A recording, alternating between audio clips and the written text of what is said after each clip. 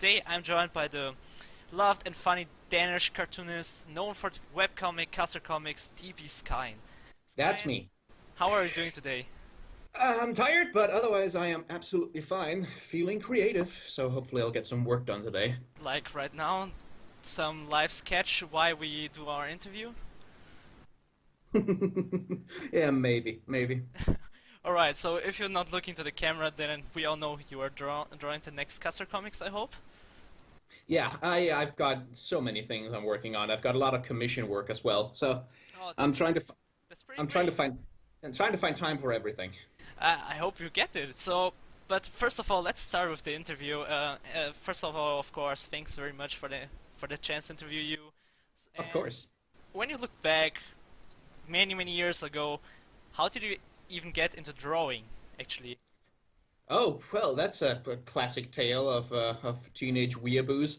Dragon Ball had just gotten published in Denmark for the first time.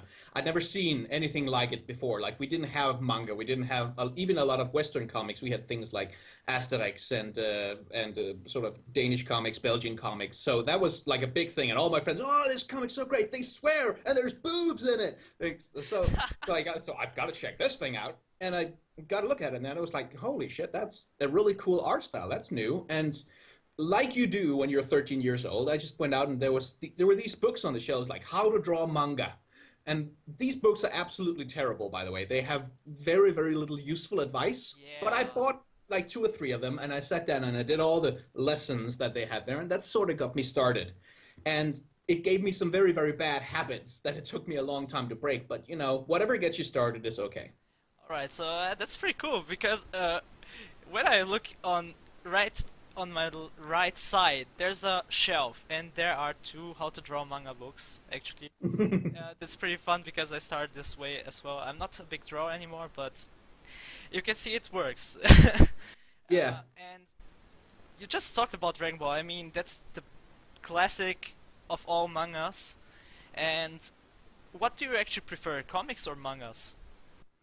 I used to prefer manga a lot because it was so different from anything produced in the West. But more recently, I have gotten way back into Western comics, especially like Belgian comics, and even the Danish comics industry has quite a bit of output as well.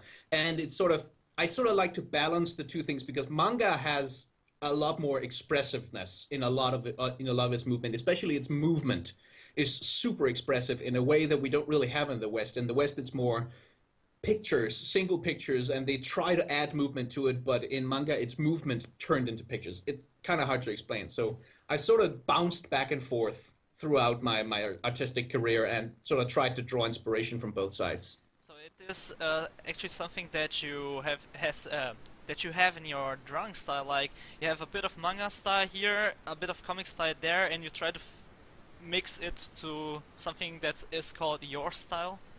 Yeah, I mean, and that's how you find your style as an artist is that you look at as many things as possible and you copy everything, just steal from everyone, and you sort of mix it together the bits you like and leave out the bits you don't like, and that's how you arrive at your own style. That's something like people when they ask about like artist styles, what they don't realize is that every single artist has a style that's a combination of everything they've been influenced by. It's not something that just springs out of your head. It comes from the things you like. Yeah, that sounds pretty good to know. And when I think back, when we did that one last interview, we actually did one interview before for Summit eSports, and you answered about I think a cartoonist named Don Rosa. Yeah. Uh, is his is yeah is its work the work that Don Rosa done? Is that something that still inspires you today? Oh yeah, a lot. I have every single thing he's ever done on my computer. Don't have space on it on my shelves, but I have it on my computer. And every time I'm sort of feeling like I don't really know what I want to practice today, what I want to do, I look up his stories, and he's always his way with expression and line work is just so cool. It's so good. It's so alive. So every time I read that, it sort of gets me going again. So is that something that you always do when you don't you feel depressed or aren't in the mood to create something? Is that something that inspires every day to continue doing what you love? Yeah, I mean, the best way to get inspired to create things is to look at great things that other people have created. At least for me. For a lot of people, they just get discouraged because they think, "Oh my God, I'll never be that good," which is true. You'll never be as good as another person. You'll have different skills. But for me, it's very inspiring because every time I read something or look at something, my brain goes, "We could do something like that, but what if we..." And that's where an idea starts. Like that, but maybe, and what if we change this, and what if we change that, and then you're rolling. That's really all you need, is to get going, and your brain takes care of the rest.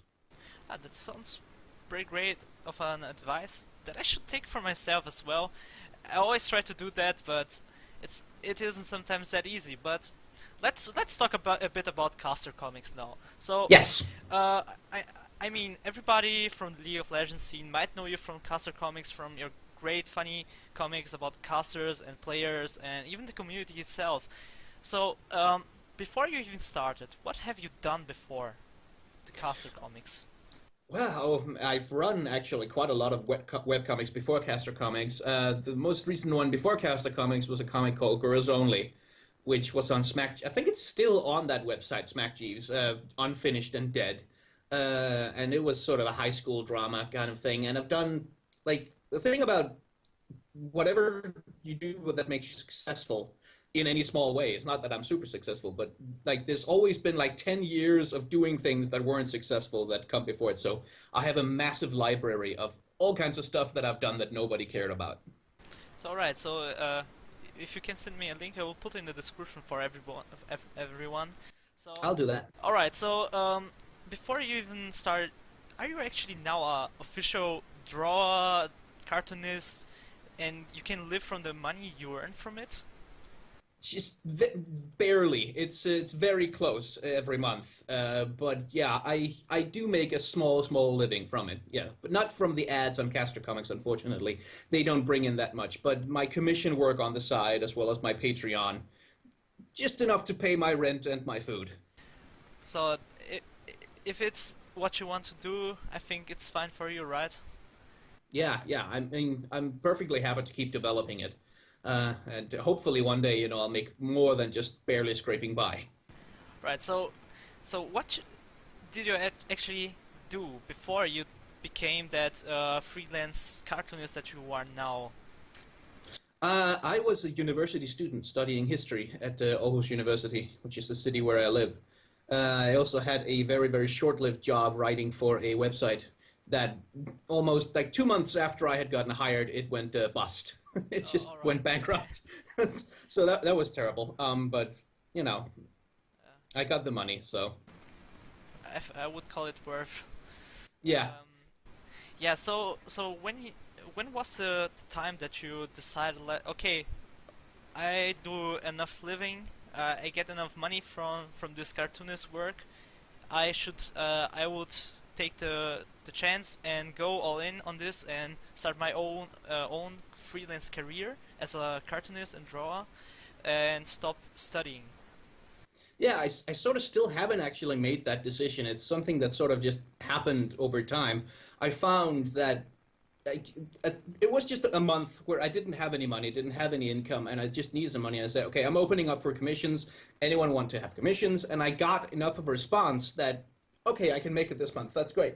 Let's try it again next month just to see what will happen. And again, I got just enough commissions to get by.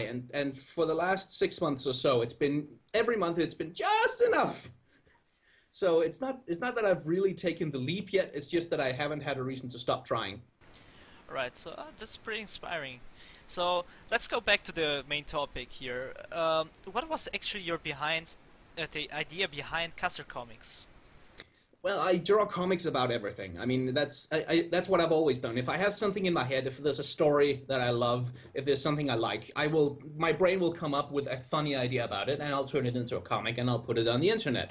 And as far as I knew, when I drew the first Caster Comics, that was all that was going to be. It was just this funny idea about Shocked and D-Man live commentating. Shocked, she's trying to get up in the morning, which is like the worst time possible to have a live commentator shouting excitedly about what you're doing. And that was it. I drew that thing, and that was funny, and I put it online.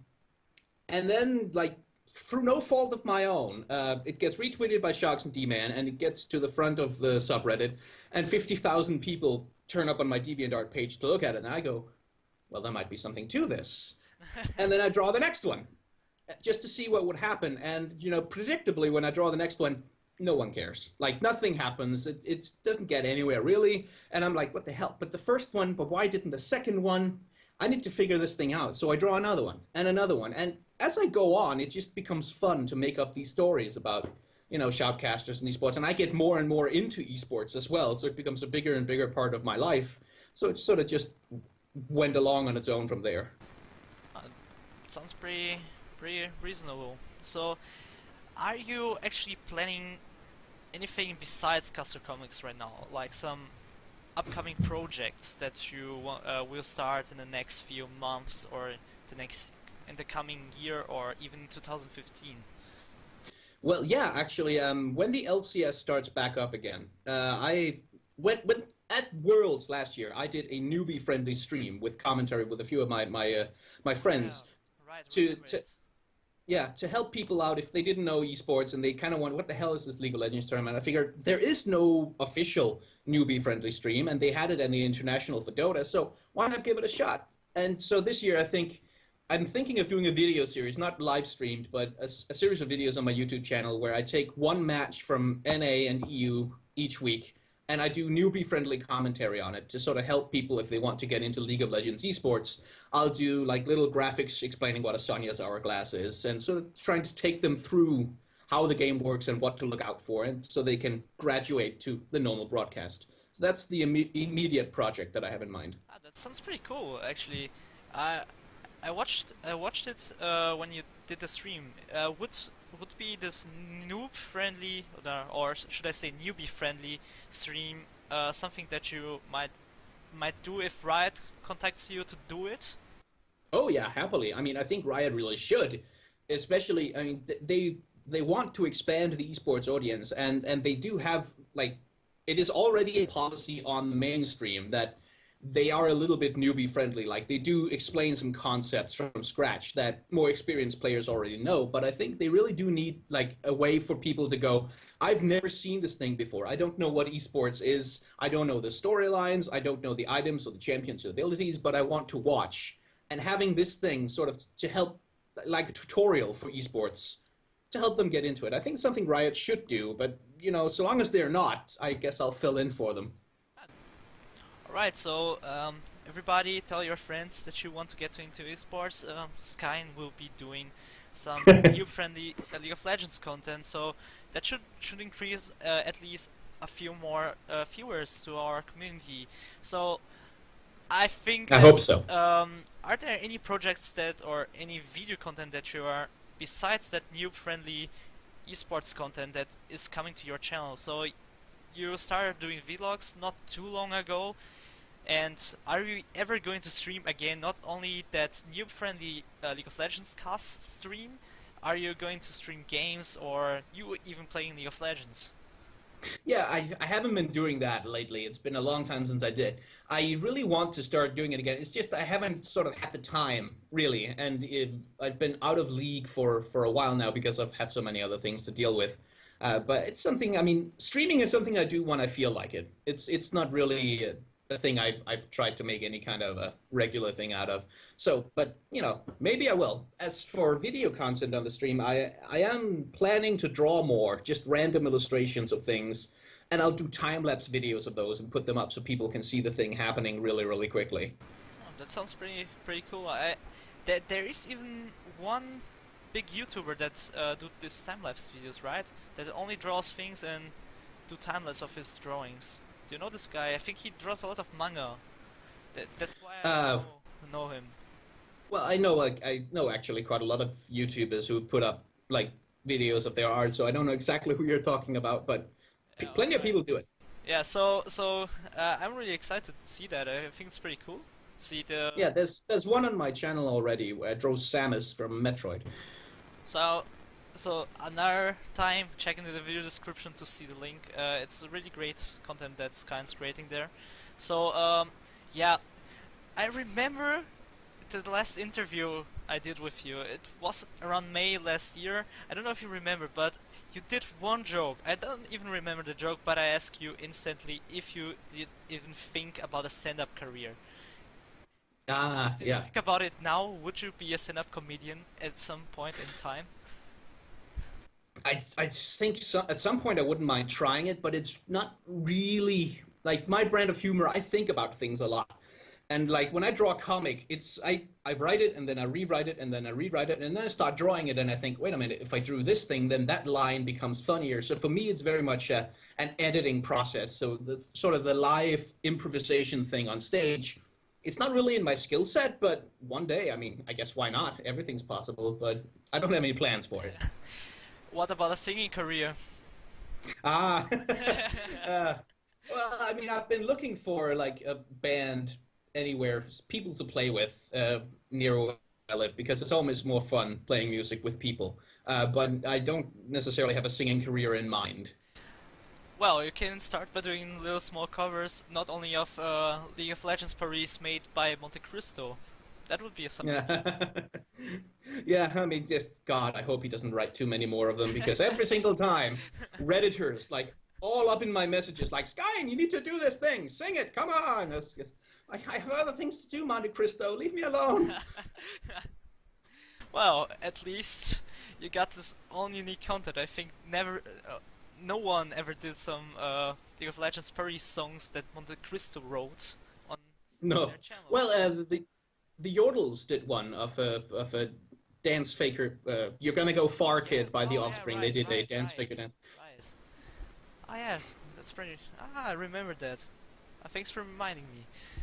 So let's go back to the topic of drawing. Like, um, if you got asked by people, like, how did you get started by drawing, or how to start a webcomic, if you could give them a few advices, what would you say to them? There's a lot I could tell them about, like setting up a website and having an update schedule. Okay, but the thing that it really comes down to is that you have to do the work, and there's literally no other way to do it. It's everything else. Nothing else can happen until you do the work. You have to sit down and put lines on paper or in your computer, and you have to create a comic. You have to create a product, and once you have that, then you can do things like have a regular update schedule, which helps because people know when to check on their websites, a way to promote it through Twitter, social media, whatever.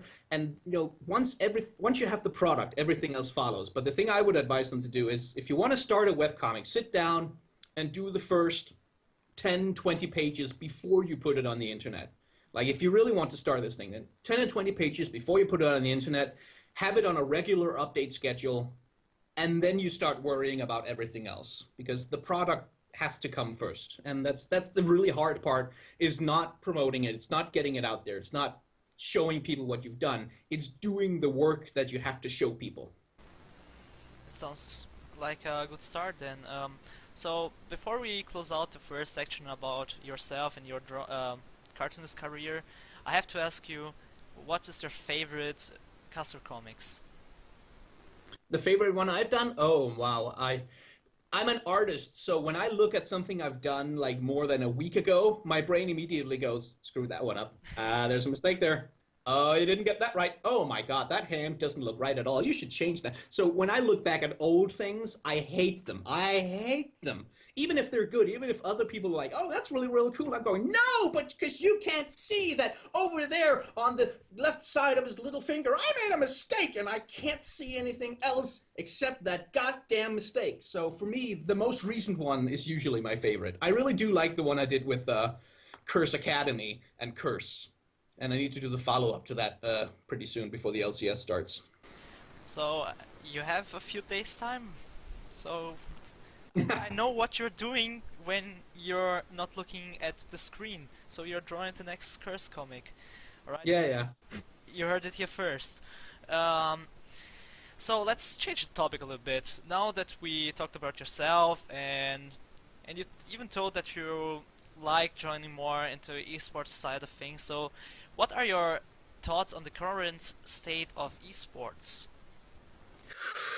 Well, that's a broad question. I suspect you mean League of Legends esports or esports as a whole. Esports as a whole, you can tell only Okay, then. League of Legends specific, but It's if I when I look at esports as a whole, I see something that's just growing and growing and growing, and it's completely absurd that it's growing so much. Like Smash tournaments with 50,000 viewers, it used to be they couldn't fill, a tiny little hall that they'd rented for a tournament. So it's a growth that's mind-boggling, honestly. And I'm wondering when we hit the plateau. Like when do we get as many viewers as we can possibly have? When do we hit that flat level where it's like we can't get any more people, we just have to focus on not losing them? It's very I'm excited for what's going on, but I also have no idea what's going on. I don't know how much it can grow. I don't know how big how big it's gonna get, and I don't know what new esports are coming out. But my thoughts on it is that right now it's just super exciting just to see it, especially as a historian looking at this thing which came from nowhere, and all of a sudden 32 million people tune in to watch a world championship. Right? That's insane. that's unbelievable actually. There are no words to describe the growth that happens to League of Legends in the last 4 to 5 years, and esports in a whole in the Yeah. last two. It's Yeah. insane. I mean, I talked with Red Eye, Paul Challoner, who works for ADSL, one of the real veterans, like he's been there from the goddamn beginning back in the 90s when esports wasn't even a thing. And like listening to, just hearing him talk occasionally about what it was like back in the day when they had an esports tournament, and then now you look at giant 40,000 people stadium in Korea screaming people Imagine Dragons playing a live concert. Yeah. That's not a growth. That's not a growth that goes like this. That's a growth that goes like boom. And Riot I don't stars think our it's ever. faces. Yeah, I don't think that has ever happened in any other form of media. Like movies didn't do that. Music has never done that. There's no new media, no new sort of genre of entertainment that has ever done that. Yeah, I think that makes so exciting to see it, I think. And so now that we know that growth, but actually the scene doesn't is like nothing if not people aren't creating things around the esports scene, right? So how important do you think are content creators like us both, or any other content form, right, in the esports scene? Yeah, I think we're like boosters. We aren't necessary for esports. Like we're not important as such. If we all disappeared one day, TSM would still play games. That wouldn't change. So we're not critical sort of to esports itself, but I think we act as boosters. When I do a comic about a thing, when I do those summary comics, like when I summarize how has the split been going so far with those abstracted versions of the teams, everybody in the comments start discussing the split. They start talking about this and that storyline, and what did the players do, and what is this reference in reference to. So we help sort of drive those discussions. We help drive the conversation that goes on around esports. And that's where we're very useful, and where I really love us content creators, because that's where we provide our value to the community. But we're not really necessary for the thing itself. Like, take all of us away, you still have esports. You just have esports with less culture around it. So, as you mentioned that, do you think the growth of esports that is increasing so fast and so hugely, it's actually massive numbers, like, do you think that will, or even how will affect this to us, like, to all content creators around YouTube, Twitch, or even the esports journalists, journalist scene? How will the growth of esport affect us? Well, the way it usually happens in things like this is that when a thing is small, when something is small and a niche, which we still are to a certain extent, that's when people like us have the best chance of making our names in the scene, because we have relatively little competition. It's a tight-knit scene. Everybody knows everybody. Everybody sees all the content, and that's when you can sort of make your name part of the scene. And as it grows, you gain more and more competition, and there's more and more voices besides your own that you have to compete with. So as the growth goes on, I think we're going to see a lot more esports content, but it's going to be a lot harder for content creators to really, get popular or make a career out of that content because there's just too much content competing for attention. So I mean, I'm glad we got in a little bit early. Yeah. But I think it's there's going to be more content and a lot more content, and the content that gets to the top is going to be much higher quality because with more viewers comes more money, more resources, and people can produce better things. But it's also going to be harder for startups, I think. Yeah, that's it's actually my opinion as well. But when I look in like 10 years from here, and I think about this one thing, like I could be starting here right now, and I could be after I finish some, I don't know, university or college, even the same kind of things, or high school people, or the people that are now 11 being 21 in 10 years. Do you think they will still get into the scene as a content creator, even if that is like so hard to get through? I mean, even for us now to start up is hard to get bigger. Do you think this will be such what should I call, like the when we get to the difficulty levels of video games that would be hard, Yeah. hard mode? Do you think that is something that could happen? Well, I mean, the thing I know for myself and for artists who draw things like me, when I made the thing, it wasn't to get popular in esports. Like I had no aspirations whatsoever to a career in content creation. I had no idea that that was a possibility. So I don't think it's going to stop people creating things.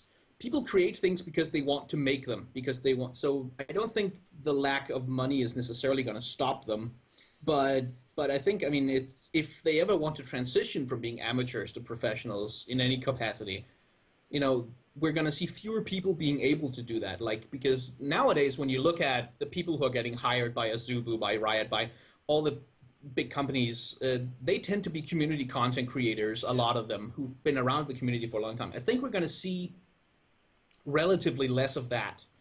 People won't get hired as much because they get things in the community. As things get bigger, people are going to start to go, well, we have 500 applicants, and this guy has an education and 5 years experience doing the thing. This guy has been in the community drawing things, but doesn't really have much experience. So the experience is going to win out. This is like every single other industry. I mean, that's going to happen. Video games was the same way in the beginning. It was if you have a thing and some talent and you do stuff, then you can get hired. Nowadays, you really need like computer science degrees and stuff if you want to get hired by a big company to develop video games. So that seems like pretty interesting to someone to see it actually. Like we starting out now and see where we'll land in 10 years, or even see the people starting. So if you look at the scene right now, is there any kind of content of esports, video, text, article content, in general content that you are missing out, or think the scene is missing out? I wish there were more comics. I mean, I think, to my knowledge, I'm the only person who has an esports-focused webcomic in the world. Like, I haven't seen any other around, and certainly none involving League of Legends esports. And I think that's a bit of a pity because it's a pretty rich subject. Like, there's a lot you could explore that I don't have time to get to. So I think there's space for another one at least. So I do think there's plenty of fan art going around, but there's just not that many comics, and that's something I hope we'll see more of. And since I have the opportunity, I'd like to plug a comic that I don't do, which is called Shurima Roommates, and I'll send you a link that you can put in the description. And that's Asia, Renekton, and Nasus all living in a house together. And then Rek'Sai is the evil dog across the street. And it's so well drawn and it's so hilarious. I want people to read that. I want to support that. It's pretty fun. I remember there was one comic with Riven and Syndra and Zed, I think, right? Oh yeah, that was a big one. That was pretty great as well. If I find that, I will put in the description as well for all of you guys. So let's continue. What are your thoughts on the increased interest from mainstream media groups on esports? As example, BBC lately. Yeah. Showed some interest. They made like an 1 or Yeah. 2 and 90 minutes discussion Yeah. about esports with Odie, the Team Dignitas manager, and they even published a really great and well-written article about it. What do you think about that? I think it's good. I mean, there are a lot of we have been burned in the past by journalists from the outside looking in because when they look in, people who don't know what esports are, who aren't gamers, who don't really appreciate gaming, they see, oh, it's a whole bunch of nerds who never get out and do exercise sitting around looking at people playing video games. They're not even playing the video games themselves. This is so pathetic. There's been a lot of that, and people have got burned. And I have noticed quite a lot of hostility from the community about outside media interest all of a sudden taking interest because now we're big and we have money and we have sponsors and now they take interest. For me, I think it's ultimately a good thing. I mean, because anything that raises our profile outside, when parents turn on the BBC and see this discussion of this thing where they say, oh, the players can make $100,000 a year and all these notifications of the accomplishments that we've made, that means it gets easier for someone, some kid, sometime, who thinks, I'm pretty damn good at this game, I want to go pro. And if their parents have already seen that, well, this is a possibility, it's a career, it's something you can do, that helps. It removes a roadblock. It softens the ground. It also makes it easier for people who want to start up like esports clubs in schools. There was a great feature on Reddit the other day about an esports club in a high school where they played League of Legends and they had like grade requirements for getting in, and the people who went to this club were so happy that they had a place to practice video games connected with school, that they studied really hard and they got these great grades because they wanted to play. And that's much easier to start when you can point to a BBC website and go, listen, this is not some crazy fringe thing. It's being reported on. It's a big industry. Like, we have legitimacy. So I think it's good. I think it matters. And I mean, there's still going to be plenty of reports where people are like, oh, this is this crazy weird thing that the kids are doing nowadays. It's so odd. It's just a fad. It'll go away on its own. That's stupid crap. But I think it all helps.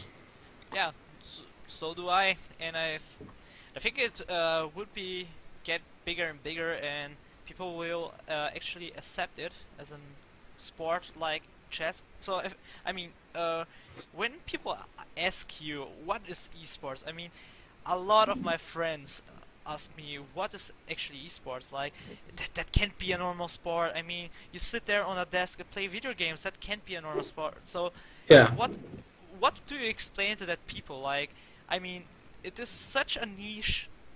Esports is such a unique thing. How to describe to the people that aren't familiar with gaming or esports at all what it actually is? Yeah, it's kind of hard. If people say, well, you can't be an athlete because athletes have to move and stuff, that's actually wrong. The word athlete means one who competes. That's what it means. That's literally all the word means is competitor. So if you compete in anything, you are by definition an athlete. And the only reason why athlete means people who run or jump or throw things around is because those were the only sports that were available when we invented the word. That was the Greeks. All they really had were spear throwing and, wrestling in the mud. So it's no wonder that it becomes applied to that, but that's not what the word necessarily has to mean. And the same thing with sport. Sport is not a word that means running around getting sweaty. Sport means pastime. It's an old English word that means pastime. It just means something you do for fun that doesn't have a practical purpose. So if you want to do semantics, then esports is utterly a sport by the definitions of the words. And if you want to go, but it can't be a real athletic sport because we have decided that means exercise and standing up and running around, then I say, well, fine, but fuck you. It's okay, so it's not a real sport. I don't care. It's still fun. I still like it. It's still engaging. There are still great stories and characters. And it's still really, really fun. Like the fundamental thing, the only reason people watch any sport at all, anything whatsoever, is because it is incredibly fun to watch people who are really fucking good at something be really fucking good at that thing. Yeah. That's what makes it great. Like, you wouldn't watch football if these guys weren't really great at football. No one would care. But when you see that great play, that guy who just weaves through the whole thing, gets past them, boom, goal! The stadium explodes. That's what makes it fun. The fun part is not that he's running and sweating. The fun part is that he's really good at it. So, like, if somebody says, well, it can't be a real sport, I say, fine, it's not a real sport. What do I care? It's still fun. Yeah, that's basically it. So, let's summarize all the esports topic because I have one last question in the esports main topic, and it is your general opinion and on the actual state of esports content creation, esports journalism. You made a video actually about that lately. Yeah, I did do a vlog about sort of esports journalism versus the subreddit, and it is interesting, like, because so much of esports journalism right now, a lot of what they can report, a lot of the big stories they can break relies on leaks from anonymous sources. And if you're a traditional journalist, you go, well, we can use anonymous sources sometimes, but at some point you need a name. You need to show that this guy who you've been talking to knows what the hell he's talking about before you can be credible as a journalist. But that doesn't really apply in esports, because if someone leaks information to a journalist, their career in esports could very quickly be over, because every single team's going to look at them and go, well, we can't trust that guy, so he doesn't get hired. So it's sort of it's an interest that I think that's an interesting thing, where we have to accept a different standard for journalism if we want to get our stories, if we want to get news from the scene. Then we have to make accommodations outside of what traditional journalism means. But in terms of, like, esports journalism is a fascinating subject to me, because it's journalism about something that's not really important. I mean, like any sports journalism, it's not really important. It's not gonna change the fate of nations. It doesn't really matter to anyone else except people who like esports. So it's an interesting thing to see how it develops. I mean, I do love really well-written, engaging, like, in-depth content. Fion on Fire, the esports journalist for Team Liquid, did a profile of Faker the other day, and I think that's still ongoing. And that was just so well written, so much good information. I love that kind of thing, but I worry that people don't really sit still long enough to read it. My comics are easy. I mean, when you have the product and you put it out there, comics are easy to distribute because it's pictures with words and they're funny. Ha ha ha. It takes you 10 seconds to read it, and then you can share it with your friends and move on. So you don't ask a lot of investment from people for that. But Yeah. a big piece of in-depth journalism, like really lots of information, good stuff, that can take half an hour to read, and it's harder to ask people to sit still for that long to Yeah, read sure. it. I don't know how people are going to solve that, but that's an interesting, like, problem, I think. That's interesting that you talk about that because I posted last week an interview with Torin, and it was about 55 minutes long. And my friends, oh cool, you did an interview with that guy, right? But sorry, I couldn't watch more than 10 minutes because I Yeah. didn't have the time.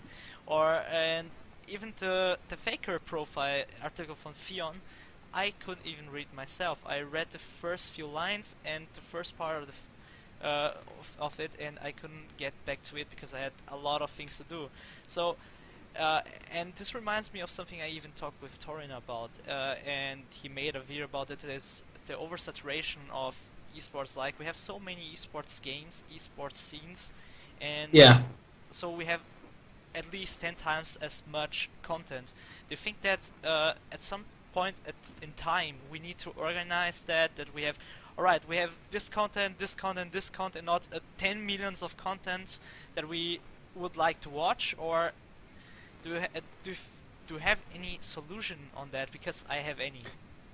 Yeah, I have no idea how to. I mean, you can't really organize it because esports is so organic. Smash Bros is an esport because people watch it. It was certainly never designed to be one. Yeah. League of Legends was partly designed to be an esport, and Dota was designed to be an esport. Plenty of games were designed to have that audience, to have those features, and they do become esports. But then all of a sudden you have games that were never meant to be played anything like competitively, and people just go, well, this is fun to watch, I'll watch it anyway. Street Fighter, like, Smash Brothers had huge problems with Nintendo, didn't want to let them play their damn games at the tournament, right? But the scene endures, even though the company behind it says, no, we will not support this. Unlike Riot, who do everything they can to support it, the scene endures, so you can't organize it. It's hard to stop. People will watch whatever esport catches their interest, and I don't think you can organize it. I don't think there's any way to do that. So the only thing you can really do, since you can't control the environment, you have to focus on finding ways to promote your own content better. Like, we have to improve what we do ourselves. That's really the only way we can influence things. Do you think something like a FIFA for esports would help in any case? It sort of depends. I mean, because the thing about, like, traditional sports, football, basketball, handball, soccer. Like nobody owns these sports. Like Yeah. nobody can say, "Oh, we have copyright on that football, so you can't play with it unless we give you permission." That doesn't happen. But in esports, if Blizzard and Riot don't want to work together, then you can't have a league that includes both of them, because if they decide that one is threatening the intellectual property of the other, no dice. You can't. If they say you can't do it, then they control the damn thing, and you can't stop them because they have a legal right. So I don't know necessarily that it'll ever be possible to have a FIFA. We do have KESPA in Korea, of Yeah. course. So maybe some government-run bodies that sort of put checks and balances in terms of how the companies can run their esports, that might work. But sort of a governing body for all of esports, I don't think it's ever going to be possible. And I also don't think we need it. I mean, when I look at FIFA today, I don't see an example to live up to. I don't go, well, let's be like those guys. No, let's not be like those guys. They're corrupt and they're evil. Let's never, ever go that way. I'm not saying to be like FIFA, right?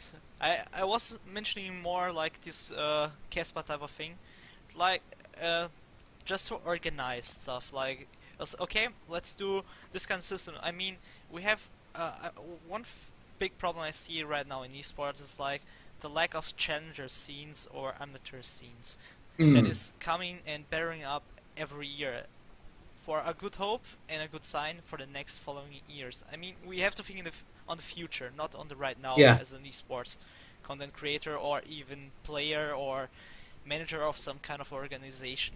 So when I think about that, I mean something like football. Like we have here in Germany the first Bundesliga, the second one, the third one. Then we have Yeah. three more classes that are paid in some kind of sense, not as much, and are more regional, like spread in Germany, and something like that is missing. Do you think that if there's some kind of political body on the top of that to organize that all right, so for League of Legends the uh, first Bundesliga will be the LCS in any region, and Mm. alright, ESL, you can run the second league for us. I have no problem with that. Do you think that is something that we should work on in the future, or is it something that will possibly never happen?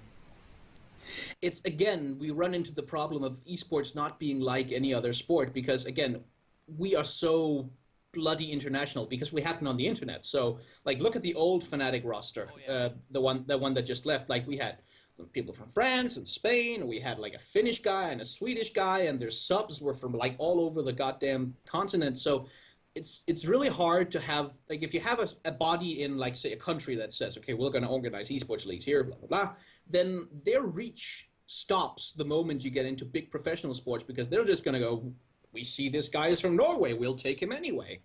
Whereas in traditional sports, you have all these leagues because they're, like you said, they're local. So it's all about support your home team. These people come from the same place that you do. Support them, and that's part of how you sell that as a spectator thing. That's how they get their money, is because they're the hometown team. yeah, So support them, and they have pledge drives in the community because this is a community thing for us. And we don't. It's. I think it's going to be really hard to organize that for esports. But Denmark is actually trying. I know that the Danish gambling authority. We have a national gambling authority who sort of control all kinds of bets and okay, money games across the country, and they dispense a lot of that money for like various charities, especially sports clubs, and esports clubs have been getting some of that money recently. I know Copenhagen Wolves used to get some of that. I don't know how much they get nowadays, but they certainly used to get some of it. And Copenhagen Games and all kinds of things do get money from that pool of state-sponsored money, oh, that's and that kind of thing, I think, would be helpful. Like if nations said we were going to focus on this like it is a sport, because it'll bring in money and it'll activate the youth, and it'll be a thing that people can do after school, and sort of put some money out and say, even though we might not get audiences for this on streaming, even though we can't get sponsorships, we're going to say we'll give you a room with 10 computers to practice in, and then you'll have a club, and then 10 other clubs around the country, and you'll have a little local league. Maybe you could do that. I think that would be something maybe you could do, but esports isn't there yet yeah, in terms of like governments looking at esports go, But we've spent like 20 years telling kids to stop playing computer games and go outside. Now you want us to tell them to stay inside and play computer games? It's a Yeah. generational thing, but I don't think we're gonna get there for at least another 10 years, and probably more. So I think it's up to us to see the growth and make it happen, right? Pretty much, yeah. Yeah. First of all, thanks on the all questions. But before we finish the interview, I have some fun questions and one Twitter question for you. So, are you still on it? So just when I ask you or say the word, just say the first thing that comes to your mind, right? All right. So, what's your favorite band? Jonathan Colton. He's not a band technically, but he's a musician that I love. Right. Favorite game? I should say League of Legends, but it's not true. It's Transport Tycoon Deluxe. Okay. Favorite movie or TV series? My favorite TV series right now. No, my favorite TV series of all time is The West Wing. Okay. And the favorite movie, probably the original Matrix. Oh, right. That's cool. Favorite esports tournament? Esports tournament, European LCS. Favorite manga? It used to be Dragon Ball, but fuck it, yeah, it's Dragon Ball. I can't lie. Classic. Alright, so there was one question on Twitter, right? You remember I tweeted yesterday if someone has one question, and a guy at Zerglinator asked, Ah, yes, Circlinator. yeah, where are you hiding the bodies, Skyen? Where are you hiding them? Tell us. I'm not hiding them anywhere. I reanimate them with necromancy and force them to follow me on Twitter. Oh, alright. That sounds so normal when you say that way. I should do the same. Alright? Okay, so thanks for the interview, Skyen. Do you have any shoutouts left? Uh, nah, I'm pretty great as I am. I don't need to shout anyone. No, I have some shoutouts. Shoutouts to all the casters who've ever retweeted my things, and to everybody who ever has shared my things on social media. Shoutouts to you guys, because it's people sharing stuff that I make that makes it possible for me to make the things that they share.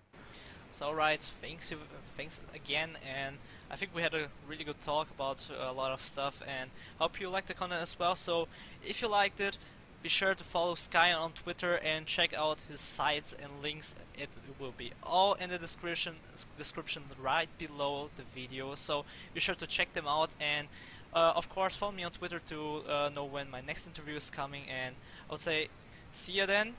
Bye bye, guys.